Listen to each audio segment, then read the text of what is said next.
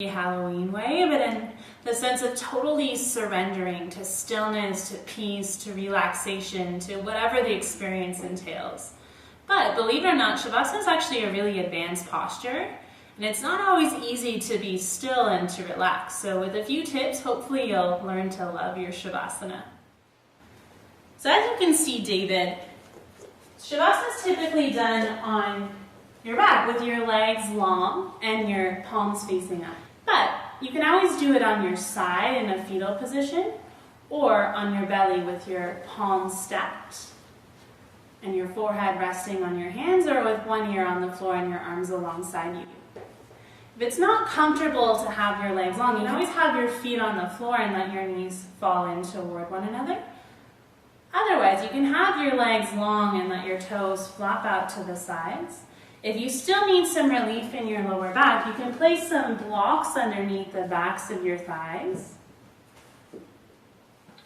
And if you need even more decompression in your lower back, you can always put some blocks underneath your heels. So at home you can do this with couch cushions, blankets, towels, or you can even put your shins up on a chair or your couch.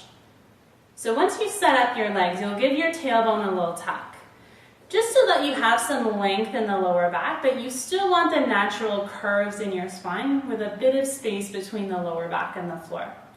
As for your arms, they can be alongside you with your palms facing up, but if that doesn't work for you, you can have your palms on your belly to feel your breath, or you can have one hand on your heart and the other hand on your belly to feel the movement of your heart and your breath. But if you do decide to have your arms alongside you, turn your palms to face up and play with the distance of your arms from your body so that you can feel your shoulders easily soften down your back and you feel open across your chest. So for some of you, you might have to have your arms as high as your shoulders even. You might even need to bend your elbows to take a cactus arms to feel open across the chest. A personal favorite is halfway cactus arms with your elbows halfway between your shoulders and your hips. But whatever you decide, just find a way with your arms alongside you, your palms up, to give each shoulder blade a tuck so that you feel open across your chest. Lastly, you'll tuck the chin a little so that the back of your neck is long. If you find with your chin tucked still that there's a lot of space between the back of your neck and the floor, that your nose is tilted quite high up toward the ceiling, or that you just feel pressure in your neck and shoulders, it's probably a good idea to place something underneath your head. You might use something like a block if you feel a lot of pressure. Otherwise, a rolled up towel behind your neck or head is perfectly awesome solution.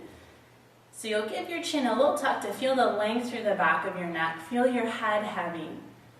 And lastly, your eyes. They can be open with your gaze blurry if that's more comfortable.